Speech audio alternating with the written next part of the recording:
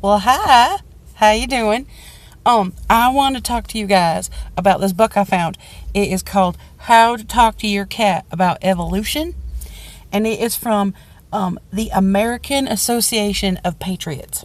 And they are from Slayton, Texas. Hi, Slayton. I just want to tell you guys about it because I know some people don't like to read good, and I thought I would read selections of this to you because I feel like it's important to talk about evolution to your feline friends. So, if we take a look at this, they do it where they ask you a question and then they answer that question, which I thought was real nice. So I thought I'd read about it. So first of all, their question in this pamphlet from the American Association of Patriots, and I think this is printed, I don't know, wherever. Anyway, it says, do I need to talk to my cat about evolution? And let's see what they say. It says, absolutely yes. Cats today are bombarded with atheist propaganda from every angle. From the godless degenerates that infest our entertainment industry to the pinko liberals in government who would love nothing more than to outlaw the practice of Christianity. It is your duty, that is right, as a responsible cat owner to protect them from the barrage of misinformation they are assaulted with every day. And we know that's true. Even if you are talking your cat with you, even if you are taking, I can read good too. If you are taking your cat with you to church on a regular basis, that will often not be enough to inoculate them against the myth of evolution. Your cat needs to not only accept that God created the earth and the United States of America, but also be able to understand the insidious nature of the lies Darwin spawned in an attempt to destroy our country. That's what evolution is. It's an attempt to destroy America. Where were we? Oh yeah, the evolution is not just false, it is dangerous. Dangerous to you, dangerous to your cat, and dangerous to America. It is your job to teach your cat right from wrong, good from evil, and creation from evolution, or as we like to call it, evolution, which is real fun, don't you think? All right, let's see. What is their plan? The enemy knows that they can convince our cats that the earth and the universe was created by a random chance and not by divine will. They will then lose faith in the existence of God. And if God does not exist, then there are no longer any rules about right and wrong and good and evil, and morality is relative, and there is no reason for cats to behave if there is no hope for kitty heaven or fear of kitty hell. Right? Cats will just turn against their owners and pee outside the litter box and makes friends with mice and engage in intercourse with dogs. And without Jesus in your cat's heart, your furry companion is a purring time bomb of degenerate chaos. It's true. Setting our cats against us is but one part of the multi-pronged strategy of our enemies in their war to ferment anarchy and eventually destroy America. That's true, right? And they have this picture here. It says cats like to lay on paper, so you should just let them lay on the Bible because they just absorb it that way, which I think is real nice. I mean, that's easy to do. Let's see, what else do they say? Creationism is patriotic. They got puns in here too, right? Did you know that not one of our founding fathers believed in evolution? Did you know that? I didn't know that. Even Benjamin Franklin, who was a great inventor and reported to be one of the most brilliant minds of his age, he believed in creationism. Darwin, on the other hand, was from England, America's sworn enemy from our very inception. That's right. Undoubtedly, his work was part of some greater scheme to revenge hatched by the British monarchy, one that we are now finally witnessing to come to fruition. That's what Darwin was about. That's right. A balanced viewpoint is what we're looking for. Everybody knows that one of the special talents God has bestowed upon cats is their extraordinary sense of balance, right? Cats can twist and turn in midair, so they always land on their feet, and they have this ability to parachute their bodies to slow their descent. They just kind of puff up. This way, if a cat falls from the window of a tall building, they're much more likely to survive.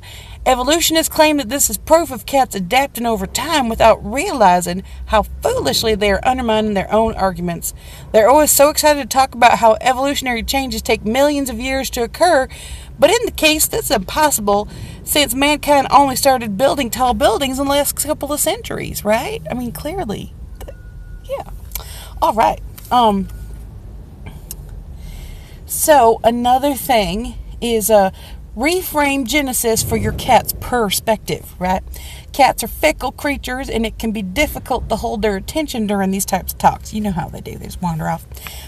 You might be tempted to dangle a piece of string in front of their face to keep their interest while they discuss the issue of God's creation. However, this plan can backfire, just so you know. There is a risk of the string might actually distract them from the seriousness of the issue. So keep that in mind. What else do they say here?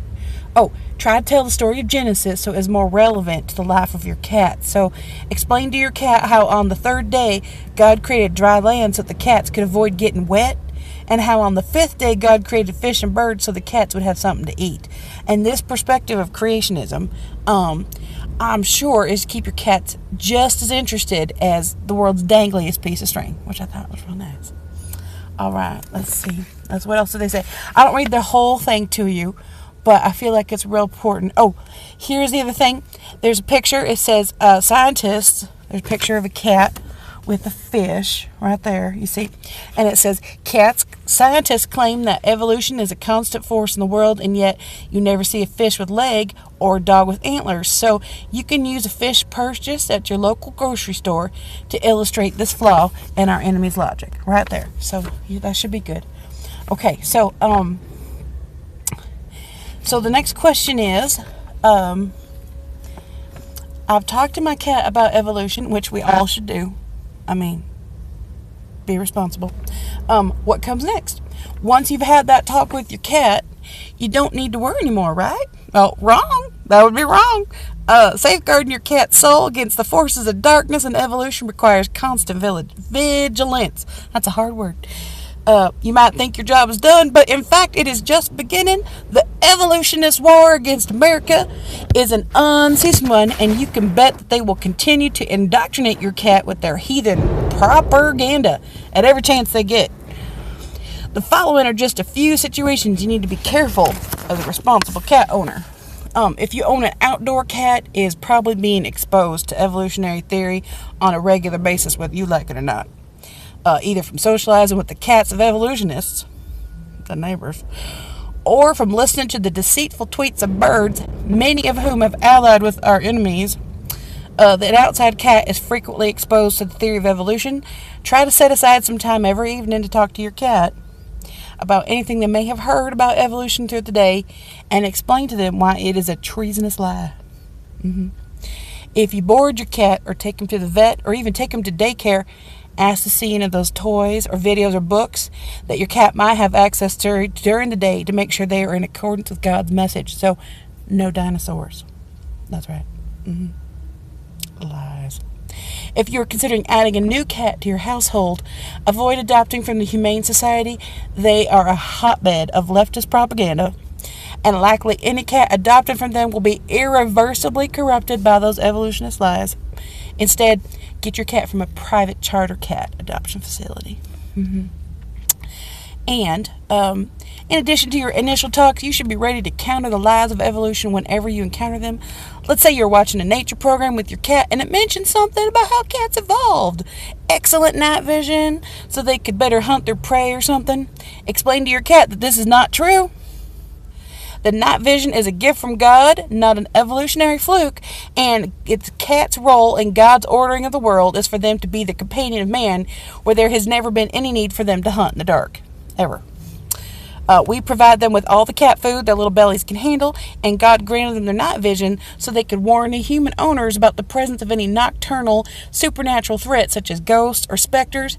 And if you're watching TV with your cat, or reading a book, or visiting a firing range, you better be ready to answer questions your cat has about the lies of evolutionists. So, there we go. Go talk to your cat. Here's this pamphlet. Once again, it's from the American Association of Patriots out of Slayton, Texas. And I think you can email them, the American Association of Patriots, that's a lot of words, at Gmail. And I know they have more pamphlets. They have some about guns, which are real important, and abstinence, education, right? But evolution's the first one. You got to start somewhere, and none of those dinosaur things, those are an abomination. Thanks for watching. Bye.